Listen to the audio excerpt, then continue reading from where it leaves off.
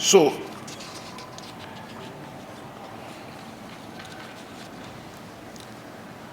as I was preparing this address, a few thoughts flooded back. So I remember at one time, I think you probably watched, when in one country lawmakers were invaded by a mob.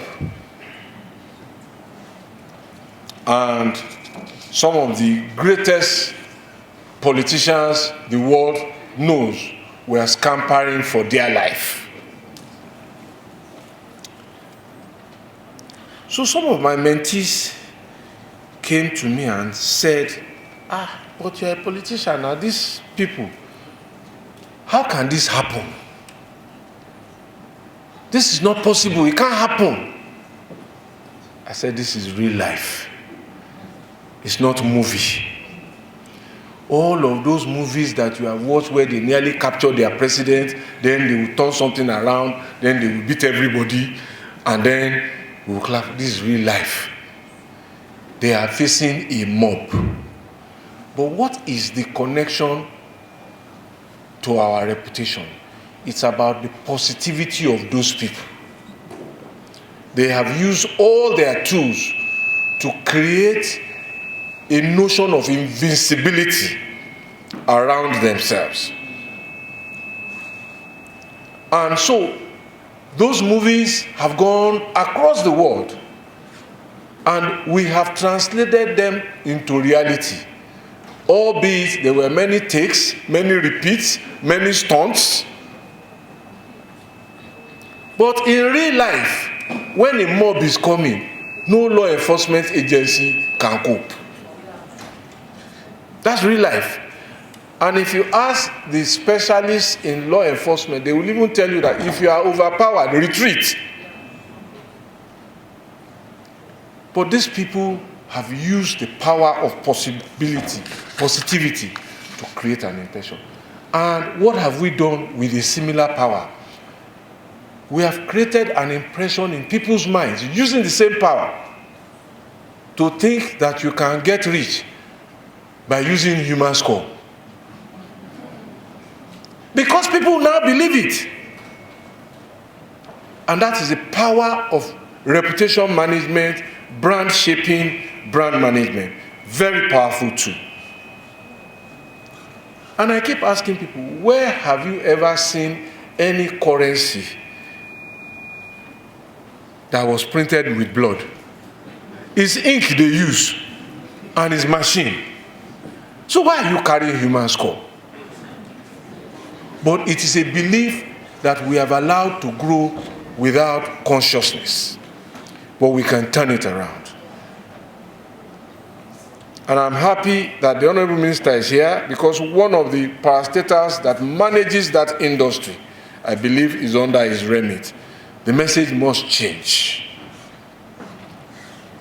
So, I think I leave positivity. But before I do so, there's also positivity of the word, what we say.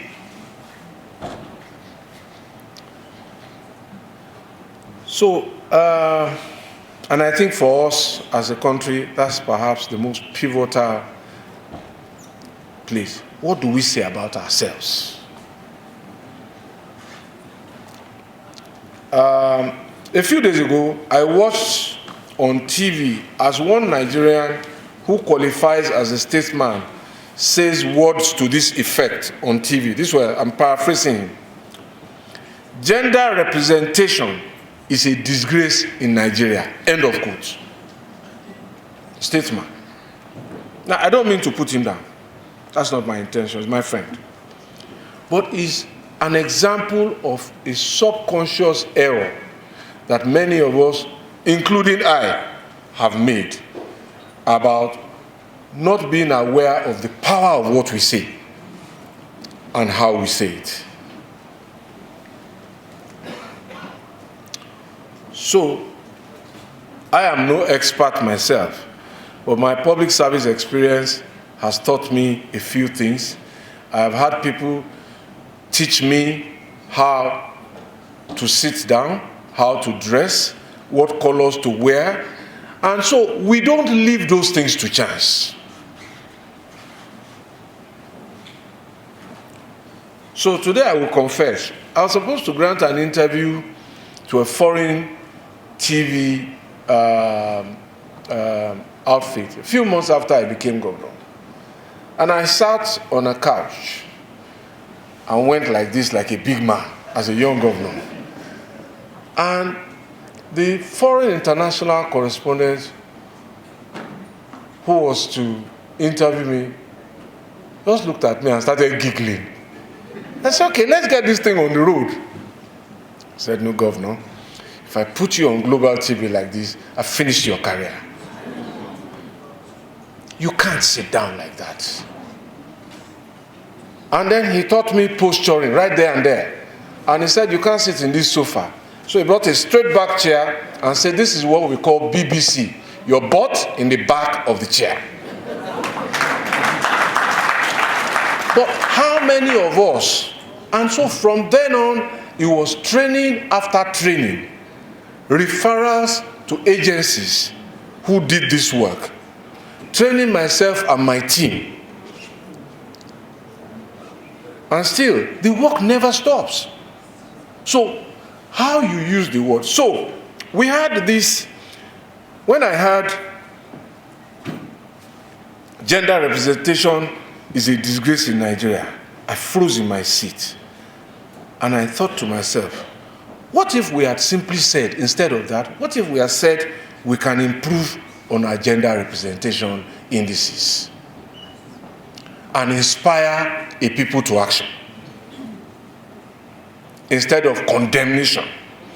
So, and it just brought in my own throwback. We were supposed to present something on law enforcement way back, and I asked one of my assistants to write a speech. It was about traffic enforcement.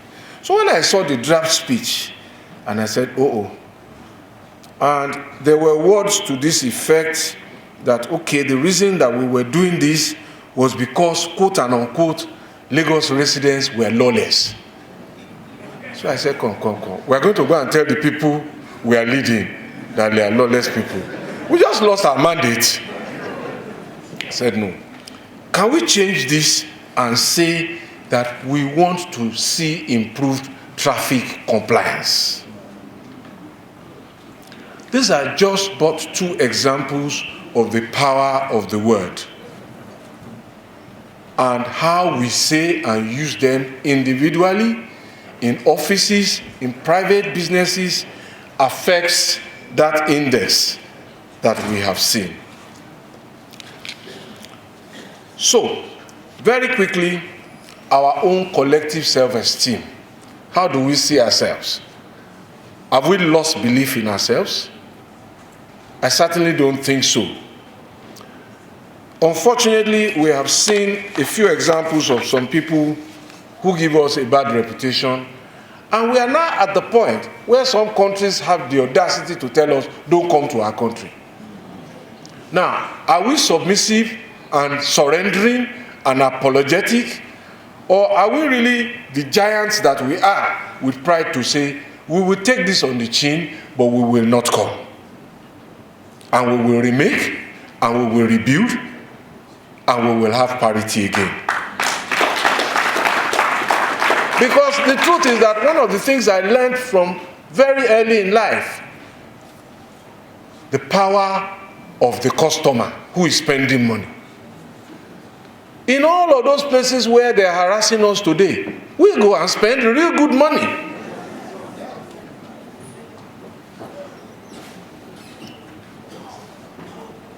And so, from a place of national pride, not a place of support for bad behavior, let us rethink how we reapproach these things, because it becomes reputational. So just imagine if your neighbor said, don't come to my house again, I don't want to see your children here. So what would you really be doing? Please, neighbor. That's not how I was raised. So let's just think about it from that perspective. And every little thing that we contribute to that collective response becomes the measure of who we are. So I recall when one country asked us not to. So I met some of their representatives in another country. It was a work visit. So they now said, how are we going to end this? I said, why are you asking me? Said, because they have seen a 30% drop in their economy attributable to us not coming. So, you know what I did? I dug in deeper because I had seen blood. So I put the knife deeper. Literally. I said, we're moving that money to your neighbors. He said, how do we solve this problem? I said, go and tell your bosses in your country. I didn't make the decision. But that was me standing up for my country in the small way that I could. I wasn't going to beg.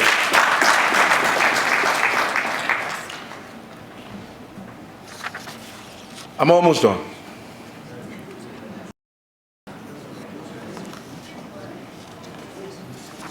So I have spoken about positivity and all of that. I will speak now about our ambassadors. Now, there are two categories of them. Those who did not nominate themselves as ambassadors. The sportsmen, the fashion, culture, music, our food.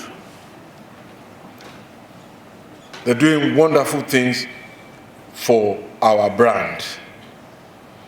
Honorable Minister, I think that we should also pay very, very serious attention now to our colors.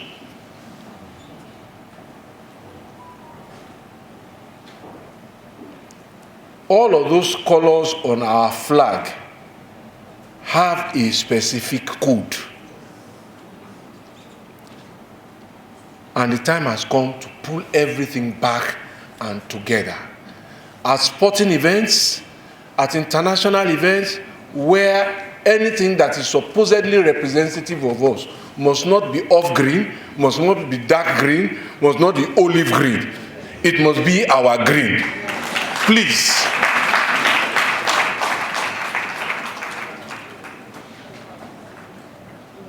Because it is emblematic of our identity. So, for those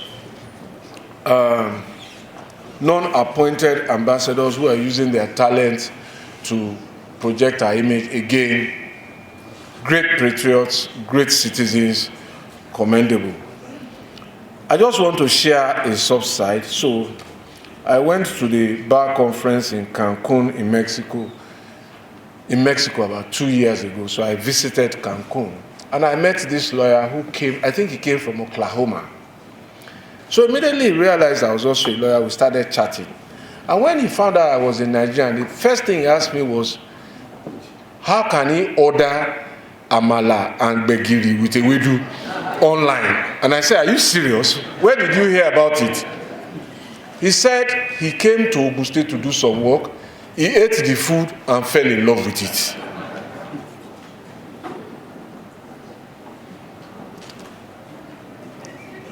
I didn't have an answer. How do you order begiri, amala, and ewedu online? But these are the many nuggets of affiliations, interactions, with which we have presented ourselves, probably sometimes innocuously, to people of the world.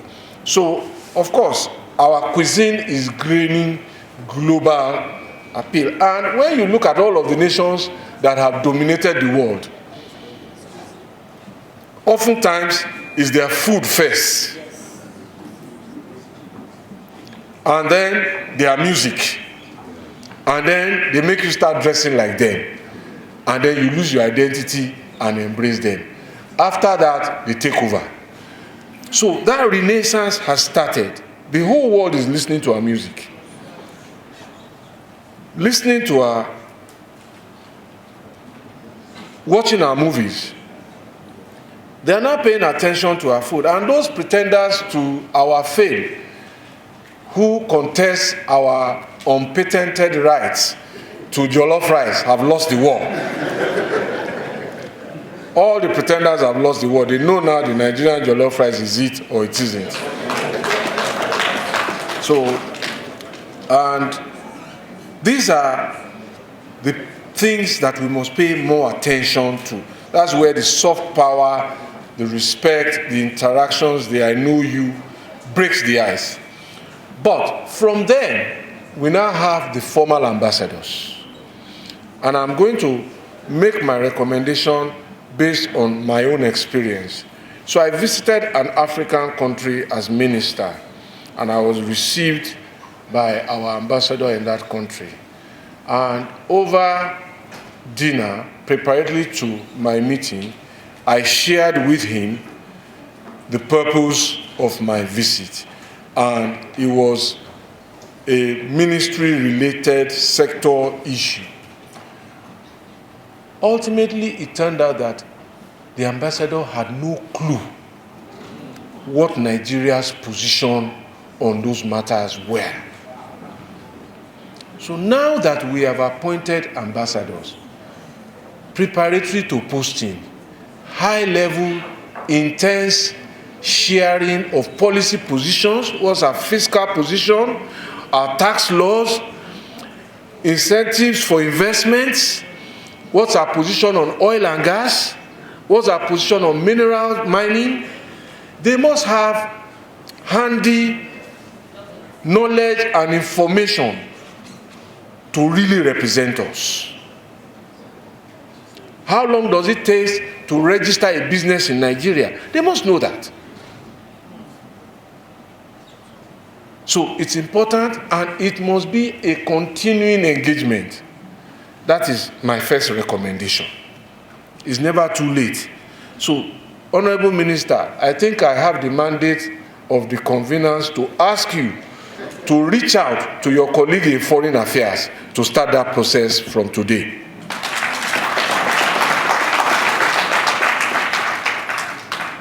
The other point, which comes from experience, was that over my time as minister here, very often I will get letters dispatched by the Ministry of Foreign Affairs to various departments, including mine.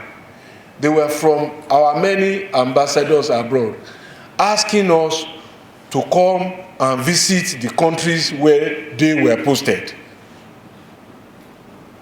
And I must say today that unfortunately, most, if not all of those letters ended up in my shredder. The reason is this: if there was a problem of development at all, it was here, not there. What am I going to do there? Those who want to do business with me must come and see where I live. They can't feel me from a slide. That's all I can present to them there, slides. But they can feel me by temperature and know that this place is warmer than their country. And know that we have sit-outs here and we are not huddled up at night in warm triple clothing. And decide that, okay, one of the reasons to invest here is that I will come here once in a while when it's cold in my country and come and see my investment. So, what am I alluding to? Our ambassadors must invite people to come and visit Nigeria, not the other way around. You see why I said the president has given my speech. He was talking about a major event, and we must host more of those events. We have the facilities, we have the hotels, we have the transport system. We can improve on what is not enough, but it is important to take the first big step and agree that there is a turnaround in movement. They are coming more. We are going less. This is what is called MICE. In modern administration, it is the acronym for meetings, incentives, conventions, and exhibitions. It is what nations are using now to drive their economies, hosting events in their country. Any small event they are hosting, sports they are hosting. So how many of the music concerts that we are generating, the global music, how many are being performed here? That's what brings people here. That's what explodes the myths and the fabrications. And people will leave us with their real experience. And when they tell them don't come to Nigeria, they say, I'm going back. I enjoyed myself the last time I went. So,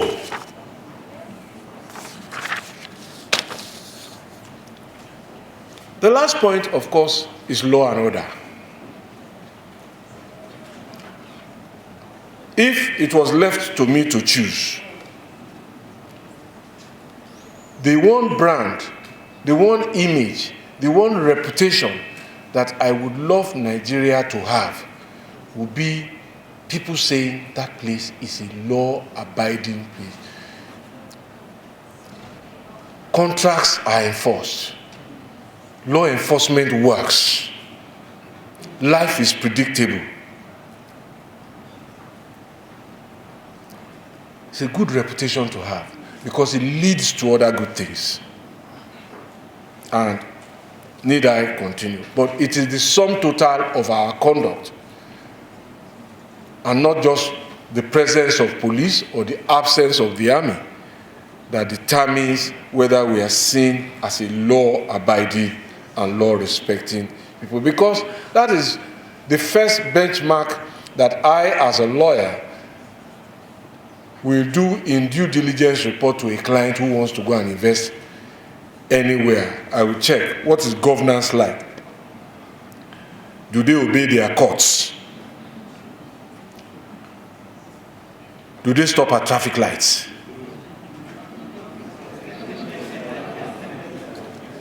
Why did we buy them if we won't use them? So, big reputational issue. And of course, the one that we have dealt with here this morning, just time management. We agreed that this event will start at 10, and we started thereon or about. And we didn't have to wait for anybody to start. That is a good reputation to also have.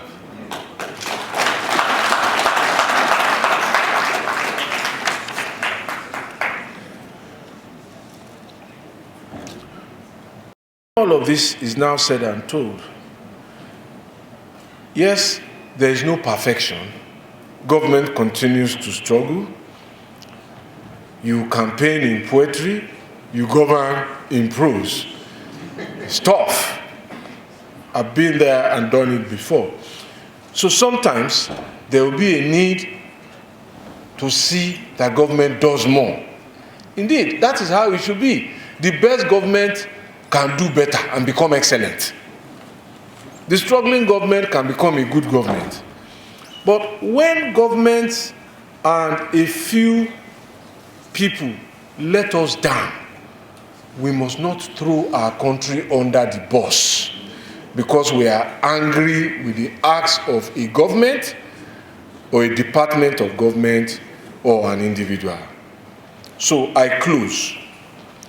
As I said on page 94 of my book titled Nigerian Public Discourse, The Interplay of Empirical Evidence and Hyperbole, quote, we must understand that government is different from country. We must criticize government and politicians without throwing our country under the bus. This is possible because governments will change, politicians will come and go, but the territory of the Federal Republic of Nigeria will outlive us. End of quote. Thank you for your attention.